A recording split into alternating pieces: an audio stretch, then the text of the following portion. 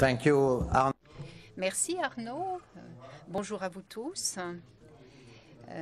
Monsieur le ministre, Madame Ségolène Royal, Monsieur le gouverneur, Mesdames et Messieurs. Je suis enchantée de vous avoir tous réunis ici ce matin et je voudrais vous remercier d'avoir accepté notre invitation à notre rendez-vous financier annuel à Paris. Je voudrais souligner le fait que cet événement sur 2 jours représente des représentants de plus de 50 pays de l'ensemble du monde, avec une représentation forte du Royaume-Uni et des pays européens, des États-Unis et des pays asiatiques, y compris la Chine et le Japon, et aussi l'Afrique. Je voudrais aussi accueillir chaleureusement tous nos éminents orateurs, et en particulier Ségolène Royal, ancienne ministre de l'Environnement, de l'Énergie et de la Mer de la France et présidente de la COP 21, qui a joué un rôle vraiment éminent pour l'accord de Paris qui a été conclu en 2015. Et M. Christian Noyer, nommé ambassadeur pour le Brexit par notre Premier ministre, et M. Jamie Dimon, qui est le PDG de JP Morgan Chase, et Stuart Gulliver, qui est de HSBC, et ils vont participer ce matin à notre session. Et enfin, bien sûr, notre Premier ministre, Édouard Philippe, qui pourra co-présider la session du déjeuner et qui pourra nous faire un discours important. Aujourd'hui, nous bénéficions d'un élan exceptionnel. Notre forum prend toute sa signification dans un contexte de changement majeur du monde entier, avec le Brexit, avec ce qui se passe aux États-Unis, le Brexit en Europe et l'élection d'un jeune nouveau président moderne, connecté, pro-européen, pro-business, Emmanuel Macron pour la France. Les électeurs français ont placé le projet européen au cœur même de leur ambition. C'est un vrai message, un message porteur d'optimisme, mais aussi d'exigence pour renforcer une vision commune de l'Europe et lancer de nouveaux projets. Nous allons avoir une deuxième séance plénière ce matin. Ça sera le thème de cette session plénière. Le retour des investisseurs en Europe à cause des incertitudes aux États-Unis et dans le monde et l'accélération de la croissance économique en Europe, et notamment en France. Ce point a été souligné fortement par les représentants des banques américaines qui ont participé à notre forum de New York au mois dernier. Notre deuxième thème est lié au positionnement sur les marchés des capitaux dans le monde. Oliver Wyman a lancé une étude récente et qui montre que l'Europe est confrontée encore à des marchés fragmentés, avec l'économie européenne qui est financée à 20% par les marchés des actions par rapport aux 80% de financement des banques.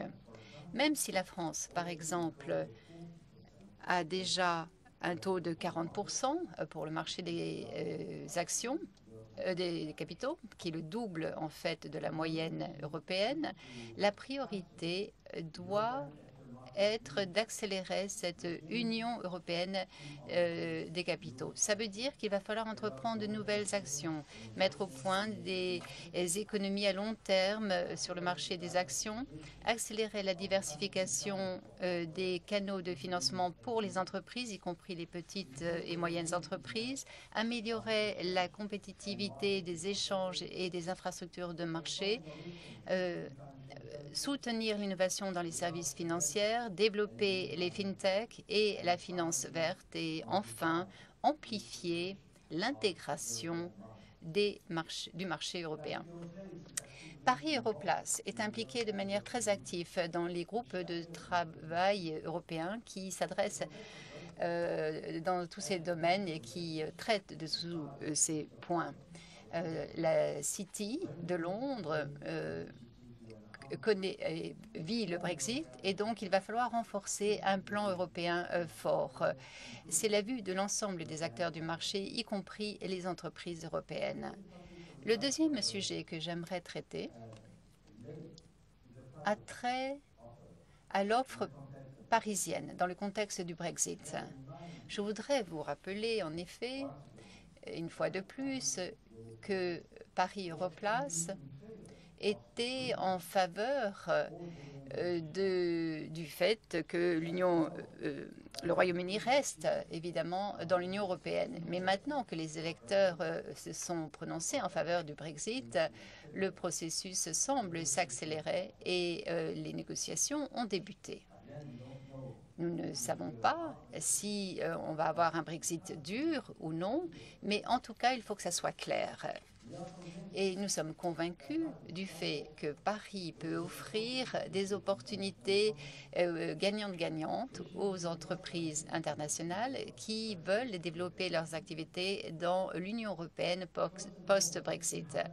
Je voudrais tout d'abord souligner le fait que la France a amélioré de manière significative la compétitivité au cours des 2 dernières années. Au cours d'une dernière étude de EY, le nombre d'emplacements internationaux en France a augmenté déjà de 30% au cours des 2 dernières années.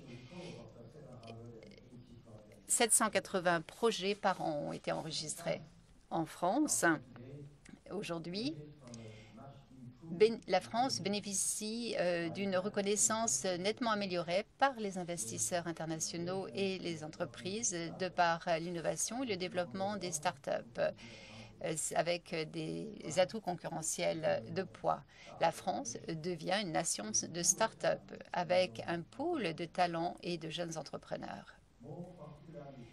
Je voudrais notamment dire qu'en ce qui concerne les services financiers, Paris bénéficie d'au moins 3 atouts principaux par rapport à d'autres villes de l'Union européenne des 27, post-Brexit, c'est-à-dire.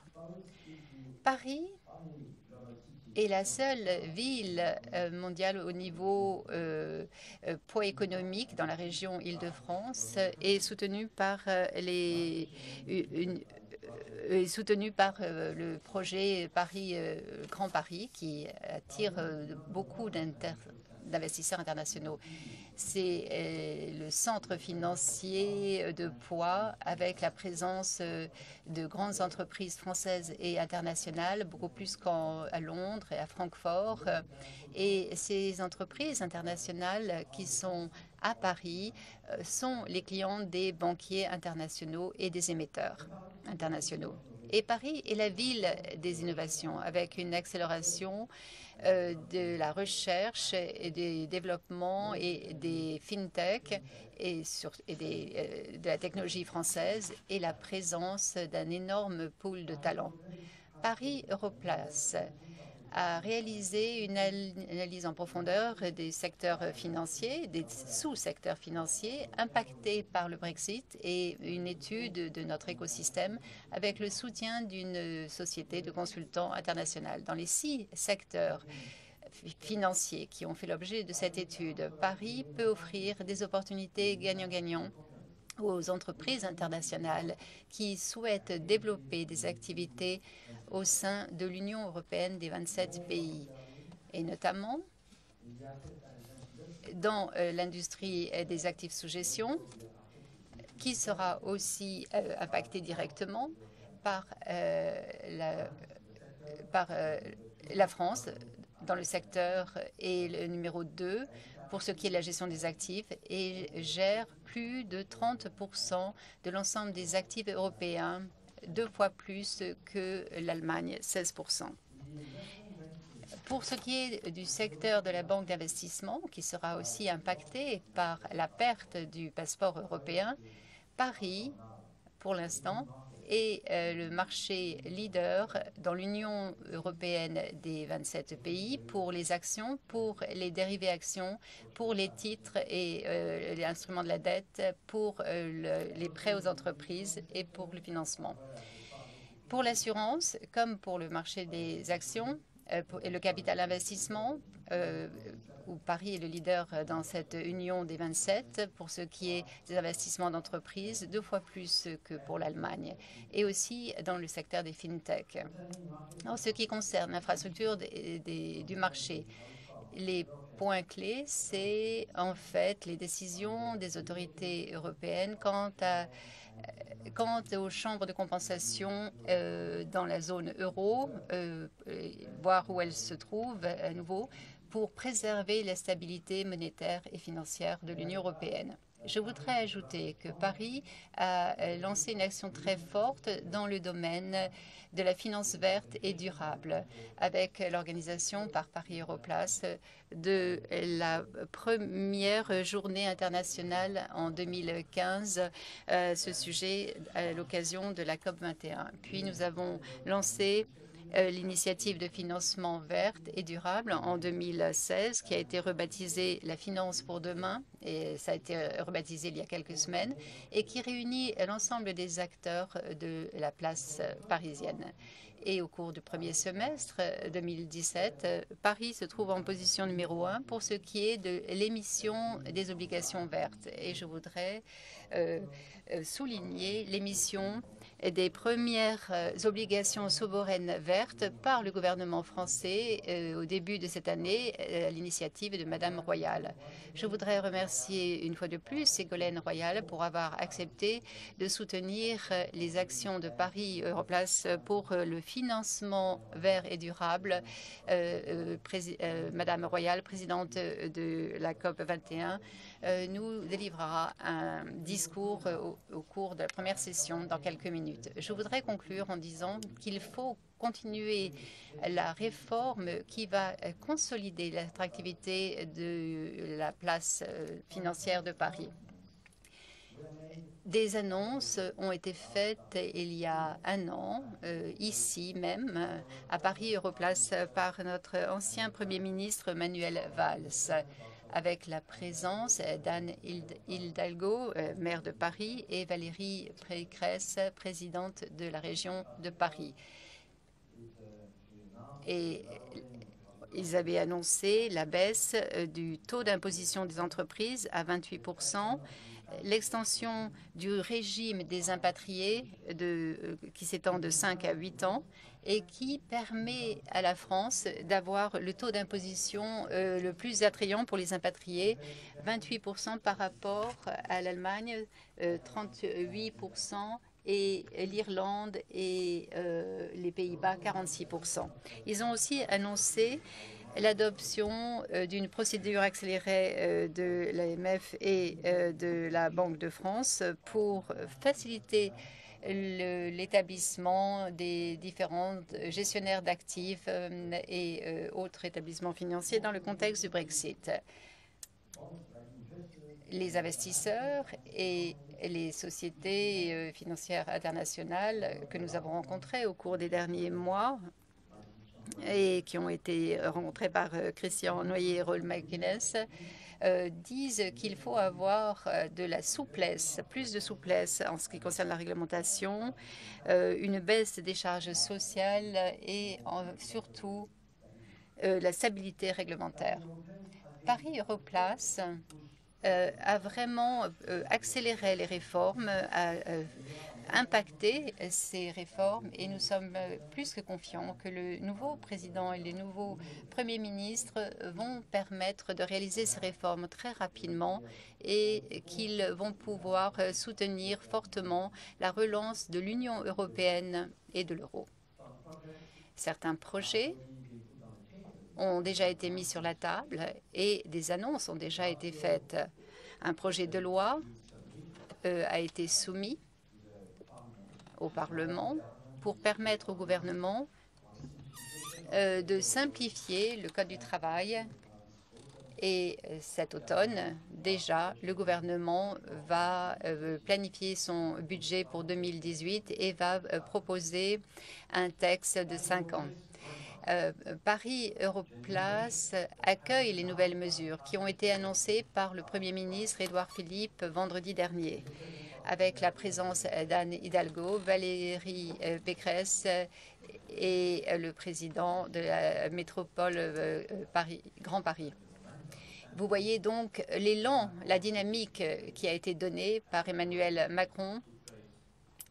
Et nous sommes maintenant en juillet. La place financière a bénéficié déjà de ces annonces. Et nous accueillons l'engagement en faveur d'une souplesse du Code du travail avec le transfert des négociations sociales du niveau national au niveau des entreprises, avec un système de remboursement, avec les prud'hommes et les indemnités pour les salariés qui seront plafonnés. Et il y a aussi des annonces qui sont faites en ce qui concerne les indemnités de départ. Le régime d'imposition sera plus attrayant avec une réduction encore de la base de l'imposition pour les entreprises qui sera 25% en 2022 et puis aussi 30% d'imposition forfaitaire pour les revenus d'épargne et on facilitera les transactions intraday. Et il y aura aussi des annonces faites sur la taxe sur les salaires. Toutes ces annonces qui ont été faites arrivent à un moment crucial pour rééquilibrer les services financiers en Europe et pour les mettre au service de la croissance durable et de l'emploi, et pour renforcer le positionnement de Paris au niveau international et européen. Tout cela illustre une fois de plus l'engagement commun des leaders français, indépendamment de leur vue politique, qu'ils soient à droite, à gauche ou au centre. L'ambition est commune. Il faut avoir une place forte à Paris au service de l'économie réelle. Ça a toujours été notre objectif ici chez Paris Europlace. Et nous sommes très honorés que notre Premier ministre a accepté notre invitation pour co-présider notre session du déjeuner et va développer ces nouvelles mesures. Et le plan très ambitieux du gouvernement pour que Paris devienne vraiment ce centre financier dont on parle.